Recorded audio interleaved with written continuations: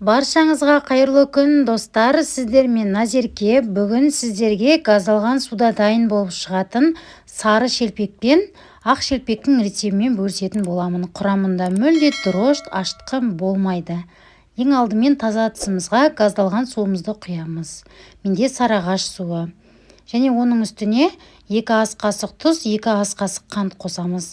Байқасаңыздар, тұз бен қантты қосқан кезде бізде реакция. Газдалған судың температурасы маңызды емес. Салқын болса да, мұздай болса да, жылы болса да бәрібір. Ең бастысы газдалған су болса болды.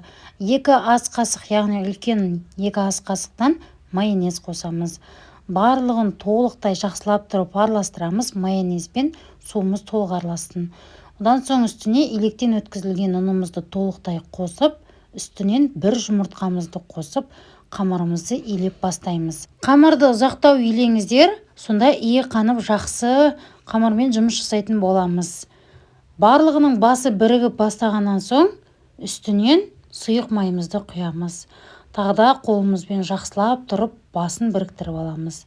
Біздің қамырымыз қолға жабыспайтын өте жұмсақ қамыр болып шығады. Пакетке салып кемінде 15 минутқа демалдырып қойсаңыздар болады. 15 минут немесе 10 минутқа қойсаңыздар да болады. Қараңыздар, демалған қамырымыз сондай созылыңқы әрі жабыспайды, жұмсақ болып шығады. Бөліктерге бөліп аламыз. Сіздер граммен өлшеп таразыға қойып бөлсеңіздер болады. Мен көз мөлшерімен бөліп жатырмын. Ешқандай ұн сеппей де жаюға болады. Жабысып жатса сәл ғана чұқа етіп ұн сепсеңіздер болады. Қатты ұн сеуіп жаюға болмайды. Ол кезде біздің шелпегіміз хрустящий болмай қалады. Сондықтан осы кезде ұнға да байланысты. Мінекей толықтай осылай чұқа етіп жайып алыңыздар. Енді қызып тұрған майымызға салып қуырып алатын боламыз. Яғни пісіріп аламыз.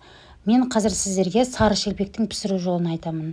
Қызып тұрған майға біздің шелпегімізді саламыз. Осындай шанышқы немесе вилканың көмегімен айналдыра отыра бүкіл желіне майын тигізіп, ішіндегі ауасын шығарамыз осылай. Жақсылап тұрып араластырамыз. Шамамен 2-3 секунд ұстасаңыздар сарғайып піседі.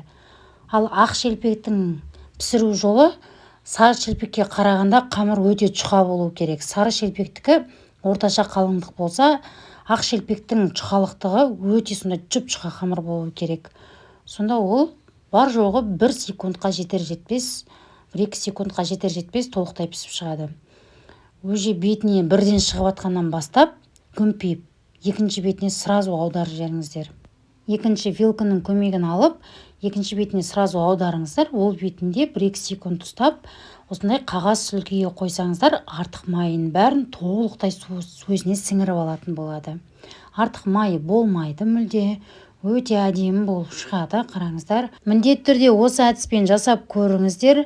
Ешқандай артық затты талап етпейді. Дрожж, сода, ашытқы мүлде қосылмайды. Байқап қарасаңыздар. Егер сіздерге толық рецепт ұнап жатса, менің каналыма тіркеліп, мені қолдап қоюды ұмытпаңыздар. Міндетті түрде алдағы уақытта тегін мастер-класстармен бөлісемін. Келесі кездескенше сау болыңыздар.